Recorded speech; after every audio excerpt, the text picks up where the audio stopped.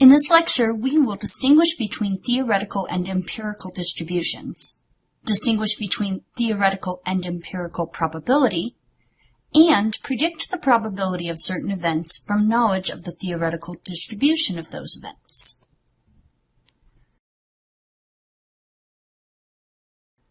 Up until now in this course, we've focused on empirical distributions. Empirical distributions are based on actual observations and represent distributions of these observed scores.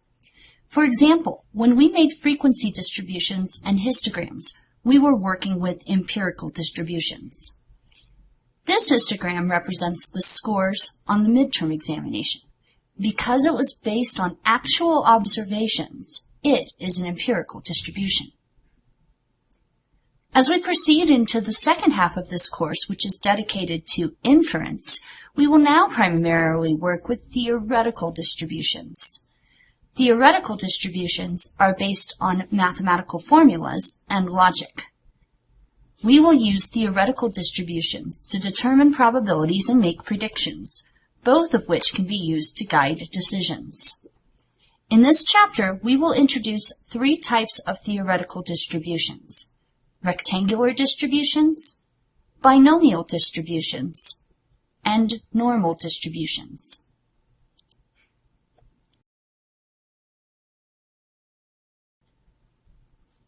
Empirical rectangular distributions occur when each score has the same number of occurrences. In contrast, theoretical rectangular distributions occur when each score has the same chance of occurring. For example, in a standard deck of 52 cards, each card occurs 4 times. Thus, your probability for drawing a particular card is the same throughout the deck. That is, assuming you're only interested in the probability of the first card drawn in a randomly arranged, thoroughly shuffled deck. The probability of drawing an ace is calculated by taking the number of aces in the deck, which are 4, and dividing by the total number of cards in the deck, 52.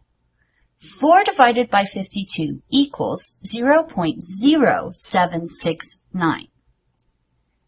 The theoretical rectangular distribution, therefore, has 13 equally sized bars, with a height representing the frequency of 4.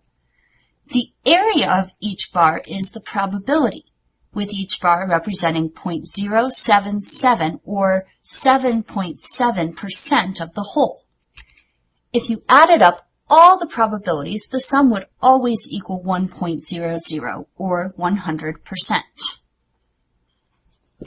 Once you have a theoretical distribution, you can combine the probabilities by using the bar's areas.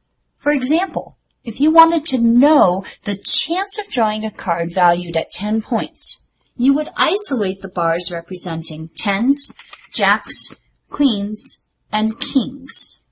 0.077 times 4 equals 0.31. Thus, there is a 31% chance that the first card drawn would be worth 10 points. Other scenarios that produce rectangular distributions would be the frequencies of rolling a particular number on a standard 6-sided die, or a simple rectangular distribution would occur theoretically if you flipped a coin, because there is a 1 out of 2 chance the coin would land on heads, and a 1 out of 2 chance it would land on tails.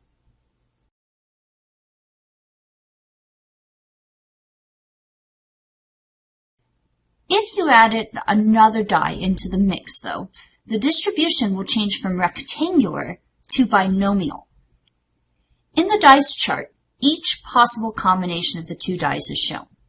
If one die lands on 1 and the second die also lands on 1, the total of the 2 dice is 2. That is the only possible combination of dice that would produce a sum of 2. So the height of the bar in the histogram on the right for the value of 2 is 1 unit high. Remember, what makes this a theoretical distribution is that these are the chances for each roll given a perfectly random event. There are 2 possibilities for getting a sum of 3, 3 for getting a sum of 4, 4 for getting a sum of 5, 5 for getting a sum of 6, and 6 possibilities for a sum of 7. Then the possibilities decrease again until there is only 1 possibility for a sum of 12. The total number of possibilities is represented by the sum of the heights of the bars, or 36 possibilities for 2 dice. Thus, on any given random roll of a pair of dice, there is a 6 out of 36, or 17% chance the sum will equal 7.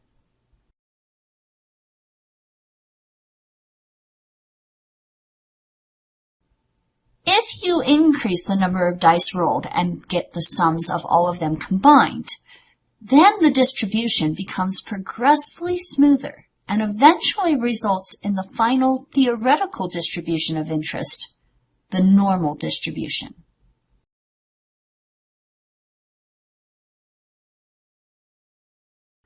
The normal distribution, also referred to as a Gaussian curve or a bell curve, has a distinct shape and associated characteristics. You will need to learn how to draw well-formed normal curves because we will use drawings to make predictions throughout the rest of this course. There are a few characteristics of the normal distribution of note. First, the curve is centered at the mean, median, and mode. Next, the inflection point determines the width of the distribution's standard deviation. To find the inflection point, I like to imagine being a teensy tiny bug crawling down the hill represented by the curve. The inflection point is where the curve starts to coast, or where the hill goes from being curved on top to curved on bottom. Once you find the inflection point on a normal curve, you can follow it vertically to the horizontal axis. Where it crosses compared to the center is the width of 1 standard deviation. Then, use that fixed width to mark off the remaining standard deviations, usually out plus or minus 3 standard deviations from the mean. Further, a theoretically normal distribution is perfectly symmetrical about the vertical axis. Finally, the ends of this theoretical curve go on to infinity and never reach the horizontal axis. This behavior is described as asymptotic because the line approaches but never reaches the limit of 0 on the vertical axis. That is, the line never touches or crosses the horizontal axis because the horizontal axis marks the point at which the vertical axis value is 0.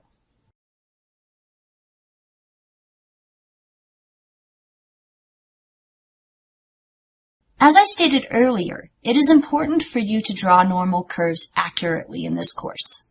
As such, I created a short worksheet with various normal curve outlines and standard deviation widths on which for you to practice. Please download this worksheet from http://bit.ly/masnormalpractice. Make sure you capitalize the N and P. And draw curves until you can do so unaided by a template.